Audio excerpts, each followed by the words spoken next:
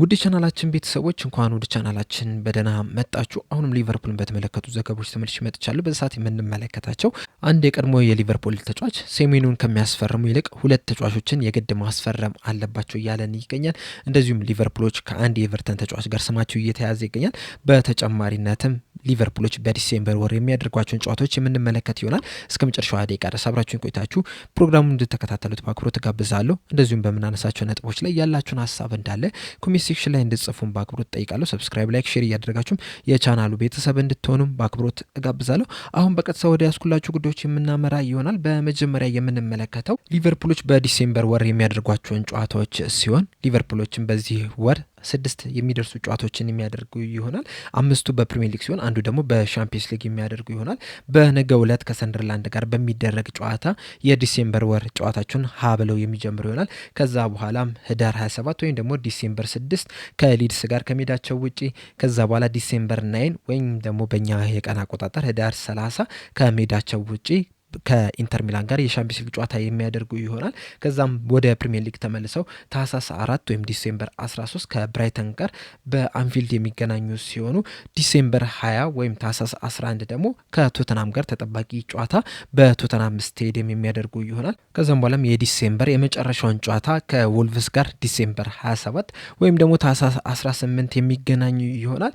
ከነዚህ 6 ጨዋታዎች ሊቨርፑሎች ስንት ነጥብ መሰብሰብ ይችላሉ? ግምታችሁ እንዳለ ኮሜንት ሴክሽን ላይ በመጻፍ አሳውቁኝ።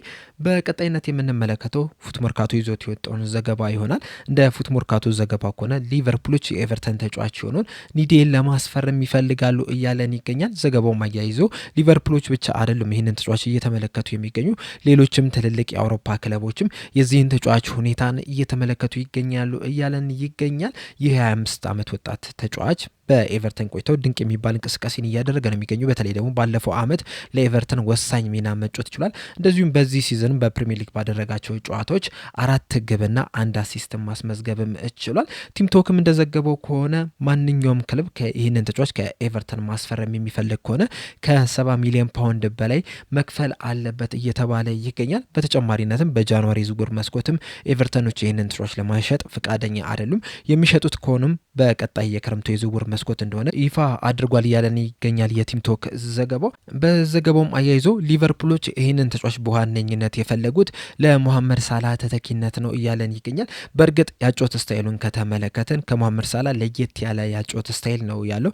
ነገር ግን ደግሞ በዛ በቀኝ ክንፍ በኩል መጮት ይችላል። በዛም ጥሩ እንቅስቃሴም እያደረገ መሆኑን እንግዲህ በተለያዩ ጨዋታዎች መመልከት እችለናልና ከዛም ካሳየውም እንቅስቃሴ አንጻር ለሞሐመድ ሳላህ ጥሩ ተተኪ ይሆናል ተብሎ ታምኖበታል ነው እየተባለ የሚገኘው። ሞሐመድ ሳላህ እንደሚታወቀው በሊቨርፑል ቤት የሚያቆየው ኮንትራት ሊጠናቀቅ ትንሽ ወራቶች ብቻ ናቸው የቀሩት። ይህ ሲዝን ሲጠናቀቅ 1 ዓመት ብቻ ነው የሚቀረው። ምናልባትም ዘንድሮ እያሳየው ባለው አቋም ስንመለከተው በቀጣይ የክረምት የዝውውር መስኮት ሊቨርፑሎችም ይህንን ተጫዋች ሊሸጡ የሚችሉበት እድል እንዳለ እየተነገረ ነው የሚገኘው። በተለይ ደግሞ የሳውዲ ክለቦች አልሂላል በተለይ ይህንን ተጫዋች ማስፈረም ይፈልጋል ነው እየተባለ የሚገኙና ምናልባትም በክረምት የዝውውር መስኮት እድላቸውን ለመሞከርም አስበዋል እየተባለ ይገኛልና ልክ ሞሐመድ ሳላህ ሲለቅ ለሱ ተተኪ የሚሆን ተጫዋች ደግሞ ሊቨርፑሎች የግድ ያስፈልጋቸዋል። እናም እያዩቸው ካሉ ተጫዋቾች መካከል አንደኛው የኤቨርተን ተጫዋች ሆነው ኒዴ ነው እየተባለ ይገኛል። ከዛ በተጨማሪነት ግን ይህ ተጫዋች የተለያዩ ቦታዎችን ከቨር ማድረግ የሚችል ነው። በግራ ክንፍ በኩል መጫወት ይችላል፣ በቀኝ ክንፍ በኩል መጫወት ይችላል። እንደዚሁም ደግሞ እንደ አታኪንግ ሚድፊልደር 10 ቁጥር ቦታ ላይ መጫወት የሚችል ተጫዋች፣ እንደዚሁም ደግሞ የመሀል ቀኙን ስፍራ ይዞ መጫወት የሚችል ተጫዋች ነው። በዋነኝነት እንግዲህ የቀኝ እግር ተጫዋች ነው። ነገር ግን ደግሞ በቀኝ ክንፍ በኩልም ሰብሮ እየገባ መጫወት የሚችል ተጫዋች ስለሆነ ለሞሐመድ ሳላህ ጥሩ ተተኪ ሊሆን ይችላል። እንደዚሁም ደግሞ የተለያዩ ቦታዎችንም ከቨር ማድረግ ሲችል ቨርሳቲሊቲው ሊቨርፑሎች የሚፈልጉት አይነት ተጫዋች ስለሆነ ምናልባትም ሊቨርፑሎች እንቅስቃሴ ሊያደርጉ የሚችሉበት እድል አለ። በእርግጥ ሊቨርፑሎች ከኤቨርተን ተጫዋች በቀላሉ ያስፈርማሉ ተብሎ አይጠበቅም። ምክንያቱም ኤቨርተኖች ለሊቨርፑል ተጫዋችን መሸጥ አይፈልጉም። ነገር ግን ደግሞ ሊቨርፑሎች ተገቢውን ገንዘብ ለኤቨርተኖች የሚያቀርቡ ከሆነ ግን ሊሸጡ የሚችሉበት እድል አለ እየተባለ ይገኛል። በቀጣይ የምንመለከተው በትናንትናው ዕለት ፖል ጆይስ ይዞት የወጣውን ዘገባ ይሆናል። በዘገባው መሰረት ማንቸስተር ሲቲዎች የበርንማውዝ ተጫዋች ሆነውን የሴሜኑን ጉዳይ እየተከታተሉት ይገኛሉ እያለን ነውና ምናልባትም በጃንዋሪ ዝውውር መስኮት ይህንን ተጫዋች ለማስፈረም እንቅስቃሴ ሊያደርጉ የሚችሉበት እድል እንዳለ ፖል ጆይስ በዘገባው እየተናገረ ነው የሚገኘው። በእርግጥ እስካሁን ድረስ በእርግጠኝነት ማንቸስተር ሲቲዎች ይህንን ተጫዋች ለማስፈረም ፍላጎታቸውን አላሳዩም፣ ወይም ደግሞ ይህንን ተጫዋች ማስፈረም አለብን ብለው ውሳኔያቸውን አላሳለፉም። አልተጫወቱም። ነገር ግን ደግሞ ያለበትን ሁኔታ ግን በቅርበት ሆኖ እየተከታተሉ ይገኛሉ እየተባለ ነው። እንደሚታወቀው ሊቨርፑሎች ይህንን ተጫዋች ለማስፈረም ከፍተኛ ፍላጎት አላቸው። እንደዚሁም አንዳንድ ዘገባዎች እንደተናገሩት ከሆነ የሊቨርፑል ተወካዮች ከበርንማውዝ እና ከሴሜኑ ተወካዮች ጋር አንዳንድ ንግግሮችን አድርጓል የሚሉ አንዳንድ መረጃዎች እየወጡ ነው የሚገኙትና ሊቨርፑል ይህንን ተጫዋች ለማስፈረም ፉክክሩን እየመራ ይገኛል። ነገር ግን ደግሞ ማንቸስተር ሲቲዎችም እዚህ ተጫዋች ላይ ፍላጎት አላቸው እና ምናልባትም በጃንዋሪ ዝውውር መስኮት ከሊቨርፑል ጋር ይህንን ተጫዋች ለማስፈረም ፉክክር ሊያደርጉ የሚችሉበት እድል እንዳለ እየተዘገበ ይገኛል። እንደሚታወቀው ማንኛውም ክለብ ይህንን ተጫዋች በጃንዋሪ ዝውውር መስኮት ከበርንማውዝ ማስፈረም የሚፈልግ ከሆነ የውል ማፍረሻውን መክፈል እንዳለበት እየተነገረ ነው የሚገኘው። የውል ማፍረሻው ደግሞ ለጃንዋሪ ዝውውር መስኮት 65 ሚሊዮን ፓውንድ እንደሚደርስ እየተነገረ ይገኛል። ነገር ግን ደግሞ በጃንዋሪ ዝውውር መስኮት ይህንን ተጫዋች ማስፈረም አንፈልግም ብለው በክረምቱ የዝውውር መስኮት ለማስፈረም እንቅስቃሴ የሚያደርጉ ከሆነ ግን 50 ሚሊዮን ፓውንድ ድረስ ብቻ እንደሚያስወጣቸው እየተነገረ ነው የሚገኘው። እንደሚታወቀው ደግሞ ሊቨርፑሎች በዚህ ሰዓት ላይ የማጥቃት መስመሩን ለማጠናከር በጣም ከፍተኛ ፍላጎትን እያሳዩ ነው የሚገኙና እስከ ክረምቱ የዝውውር መስኮት ድረስ ይህንን ተጫዋች ለማስፈረም ይጠብቃሉ ተብሎ አይጠበቅም። ስለዚህም በጃንዋሪ ዝውውር መስኮት ልክ እንደተከፈተ ይህንን ተጫዋች ለማስፈረም እንቅስቃሴ ሊያደርጉ የሚችሉበት እድል ሰፊ እንደሆነ እየተዘገበ ይገኛል። ነገር ግን አንዳንድ ሰዎች ሊቨርፑሎች ይህንን ተጫዋች ለማስፈረም ቅድሚያ ከሚሰጡ ይልቅ ሌሎች ቦታዎችን ለማጠናከር ቅድሚያ መስጠት አለባቸው እያሉ ይገኛል። ከነዚህ ውስጥም ደግሞ ስቴቨን ዋርኖክ ቀዳሚው ሰው ነው። በቅርቡ በሰጠው አሴት ሊቨርፑሎች ሴሜኑን ከሚያስፈርሙ ይልቅ ሌሎች ቦታዎች አሉ መጠናከር ያለባቸው፣ እዛ ቦታ ላይ ተጫዋችን ማምጣት መቻል አለባቸው። በጃንዋሪ ዝውውር መስኮትም ያንን ቦታ ለማጠናከር ቢያንስ 2 ተጫዋቾችን ማስፈረም አለባቸው እያለን ይገኛል። እነዚህም ቦታዎች ደግሞ አንደኛ የመሀል ተከላካይ ስፍራ ሲሆን ሁለተኛ ደግሞ 6 ቁጥር ቦታ ላይ ቅድሚያ ሰጥተው ሊያጠናክሯቸው ይገባል እያለን ይገኛል። እንደሚታወቀው ሁሉም የሊቨርፑል ደጋፊዎች ደግሞ እነዚህ ቦታዎች በዚህ ሲዝን ብቻም ሳይሆን ያለፉትን ጥቂት ሲዝኖች መጠናከር እንዳለባቸው በተደጋጋሚ ሲነገር ነበር። በተለይ ደግሞ 6 ቁጥር ቦታ ላይ ፋቢኒዮ ከወጣ በኋላ ትክክለኛ የ6 ቁጥር ቦታ ተጫዋች ሊቨርፑል የለውም እና ያ ቦታ መጠናከር እንዳለበት በተደጋጋሚ ሲነገር ነበረ። ነገር ግን ሊቨርፑሎች ያንን ቦታ አላጠናከሩትም። በእርግጥ ባለፈው ሲዝን ግራቨንበርግ በጣም ምርጥ የሚባል እንቅስቃሴን ማድረግ ችሎ ነበረ። ነገር ግን ደግሞ እሱ ተፈጥሯዊ 6 ቁጥር የሚባል ተጫዋች አይደለም። 6 ቁጥር ቦታ ላይ መጫወት ይችላል፣ ግን በዋነኝነት እንደ 8 ቁጥርና ቦክስ ቱ ቦክስ አይነት ተጫዋች ነው ግራቨንበርግ። እናም ትክክለኛ ተፈጥሯዊ 6 ቁጥር ሊቨርፑሎች ያስፈልጋቸዋል። እዛ ቦታ ላይ ማጠናከር መቻል አለባቸው።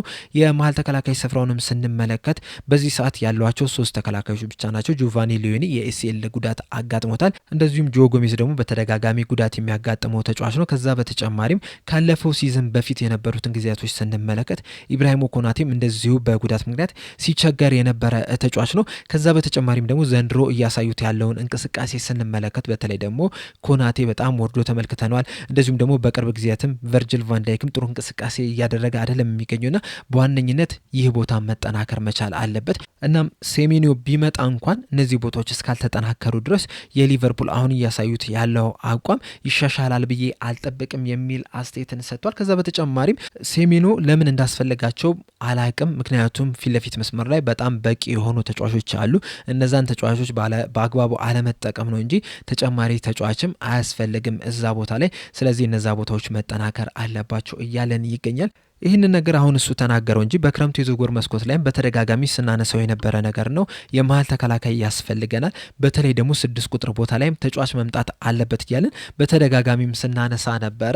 ሊቨርፑሎችም ማርክ ጌን ወደ ሊቨርፑል ለማምጣት እንግዲህ ከፍተኛ ጥረት አድርገው ነበረ። ነገር ግን በመጨረሻ ሰዓት ሳይሳካ ቀርቷል።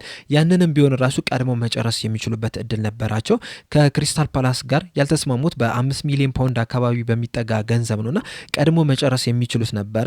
ነገር ግን ደግሞ አዘግይተውት ከዛ በኋላም ሳይሳካ መቅረት እችሏል። ዘንድሮም እንግዲህ ሊቨርፑል መከላከል ላይ ምን ያህል እየተቸገረ እንደሆነ በደንብ የተመለከተን ይመስለኛል። ነገር ግን አሁንም በጃንዋሪ ዝውውር መስኮት እንግዲህ እዛ ቦታ ላይ ተጨማሪ ተጫዋች ማምጣት የሚችሉበት እድል አለ። አንደኛው ራሱ ማርክ ጌን በጃንዋሪ ዝውውር መስኮት ማምጣት ይችላሉ። በተለይ ደግሞ በክረምት የዝውውር መስኮት ከተጫዋቹ ጋር ሙሉ ስምምነት ላይ መድረስ ችለው ነበር። በሁሉም ነገር ያው ከክለቡ ጋር ነበር ያልተስማሙት። አሁንም ክለቡ ምናልባትም ከፍተኛ ገንዘብ ሊጠይቅ የሚችልበት እድል አለ። ነገር ግን ተደራድረው የሚያስቀንሱት ከሆነ አሁንም ድረስ ማርክ ጌን ማምጣት ይችላሉ። ከዛ በተጨማሪም ደግሞ የቦሩሲያ ዶርትመንድ ተጫዋች የሆነውን ሾልተርባከንም በጃንዋሪ ዝውውር መስኮት ማምጣት የሚችሉበት እድል አለ። በተለይ ደግሞ ከዚህ በፊትም አንዳንድ የወጡ መረጃዎች ነበረ። በዛሬው ዕለትም ቢልድ ይዞት በወጣው ዘገባ መሰረት ሾልተርባክ በቦሩሲያ ዶርትመንድ የሚያቆየውን አዲስ ኮንትራት እንደማይፈርም ነግሯቸዋል ነው እያለን የሚገኘው። እንደሚታወቀው ደግሞ በዛው በክለቡ የሚያቆየው ኮንትራት 2027 ላይ የሚያበቃ ይሆናል።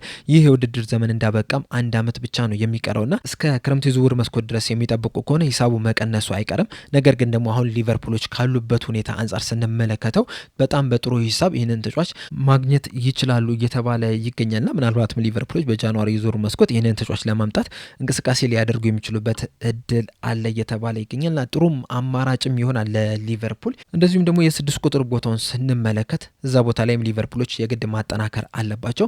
እናም የተለያዩ ተጫዋቾችን እየተመለከቱ እንደሆነ የተለያዩ ዘገባዎች እየተናገሩ ነው የሚገኘው። በዛሬው ዕለት እንግዲህ ካልቾ መርካቶ ይዞት በወጣው ዘገባ መሰረት ከዚህ ቀደም ሊቨርፑል ከአንድ ተጫዋች ጋር ስሙ እየተያዘ ነበረ። በተለይ ደግሞ አሰልጣኝ አርነ ስሎት ልክ የሊቨርፑል ስራን እንደተቀበሉ 6 ቁጥር ቦታ ላይ ተጫዋችን ለማምጣት ከፍተኛ ጥረት እያደረጉ ነበር። በዋነኝነት ዙቢሜንዲን ለማምጣት ነበረ ጥረት ሲያደርጉ የነበረው። ነገር ግን ደግሞ በመጨረሻ ሰዓት እዛው ቆያለሁ በማለቱ ምክንያት ሳይሳካ ቀርቷል። ከሱ በተጨማሪም ግን በዋነኝነት ሲመለከቱት የነበረው ሌላኛው ተጫዋች ቢኖር የአትላንታ ተጫዋች የሆነው ኤደርሰን ነውና በጣም በስፋት ስሙ ከሊቨርፑል ጋር ሲያያዝ ነበረ። በእርግጥ በዛ ሰዓትም ቢሆን ሊቨርፑሎች ብቻ አልነበሩም ይህንን ተጫዋች ለማስፈረም ፍላጎት ሲያሳዩ የነበሩት። ሌላኛው የዚህ ተጫዋች ከፍተኛ ፈላጊ የነበረው ባርሴሎና ነው። ነገር ግን ደግሞ አትላንታዎች በዛ ሰዓት ለዚህ ተጫዋች የጠየቁት ሂሳብ ማንኛውም ክለብ ይህንን ተጫዋች ለማስፈረም ገፍቶ እንዳይሄድ አድርጎታል ነው እየተባለ የሚገኘው። በዚህ ሰዓት ግን እንደ ካልቾ መርካቶ ዘገባ ከሆነ የኤደርሰን ኮንትራት ሊያበቃ ጥቂት ወራቶች ብቻ ናቸው የቀሩት። 2027 ላይ ነው የሚያበቃውና በዚህ ሰዓት ማንኛውም ክለብ ይህንን ተጫዋች ማስፈረም የሚፈልግ ከሆነ ከ30 እስከ 40 ሚሊዮን ዩሮ ድረስ ብቻ ነው ማውጣት የሚጠበቅበት እያለን ይገኛልና ምናልባትም ሊቨርፑሎች ይህንን ተጫዋች ለማስፈረም እንቅስቃሴ ሊያደርጉ የሚችሉበት እድል አለ እየተባለ ይገኛል። ነገር ግን ደግሞ ሊቨርፑሎች ይህንን ተጫዋች አሁን ላይ ማስፈረም ይፈልጋሉ ወይ? እንደዚሁም ደግሞ ማስፈረምስ ቢፈልጉ በጃንዋሪ ዝውውር መስኮት ይህንን ተጫዋች ለማስፈረም እንቅስቃሴ ያደርጋሉ ወይ የሚለው ነገር በጣም ትልቅ ጥያቄ ነው። ነገር ግን አንድ እርግጠኛ የምንሆንበት ነገር ቢኖር ምንድን ነው ሊቨርፑሎች አሁንም ድረስ ትክክለኛ ተፈጥሯዊ የ6 ቁጥር ቦታ ተጫዋች እንደሚያስፈልጋቸው ነው። ነገር ግን ሊቨርፑሎች መቼ ነው የ6 ቁጥር ቦታ ተጫዋች የሚያመጡት የሚለው ነገር በጣም ትልቅ ጥያቄ ነው። እንደኔ ዲስትሮየር የሚባል አይነት የ6 ቁጥር ቦታ ተጫዋች ቢመጣ ደስ ይለኛል። ልክ እንደ ካይሴዶ አይነት እንደነ ማኬሌሌ አይነት ተጫዋች ቢመጣ በጣም ደስ ይለኛል። ነገር ግን ደግሞ አሰልጣኝ አርነ ስሎት የሚፈልጉት እንደዚህ አይነት 6 ቁጥር አይደለም። እንደ ዙቢሜንዲ እንደ ቡስኬት አይነት 6 ቁጥር ተጫዋች ነው ማምጣት የሚፈልጉት። ምንም ቢሆን ግን እዛ ቦታ ላይ የግድ መጠናከር አለበት ብዬ አስባለሁ። የእናንተን ሀሳብ እንዳለ ኮሜንት ሴክሽን ላይ በመጻፍ አሳውቁኝ። እንደዚሁም በጃንዋሪ ዝውውር መስኮት የትኛው ቦታ ነው ቅድሚያ መጠናከር ያለበት የሚለውን ሀሳባችሁን እንዳለ ኮሜንት ሴክሽን ላይ በመጻፍ አሳውቁኝ። ተከላካይ መስመር ላይ የምትሉ ከሆነ የትኛው ተጫዋች ቢመጣ አሪፍ ነው? 6 ቁጥር ቦታ ላይስ የትኛው ተጫዋች ቢመጣ አሪፍ ነው? ሀሳባችሁን እንዳለ ኮሜንት ሴክሽን ላይ በመጻፍ አሳውቁኝ። ለአሁን እኔ እዚህ ላይ ያበቃው። በቀጣይ በሌላ እስከምንገናኝ ድረስ ሰብስክራይብ፣ ላይክ፣ ሼር ማድረግ እንዳትረሱ። ቸር ያቆየን።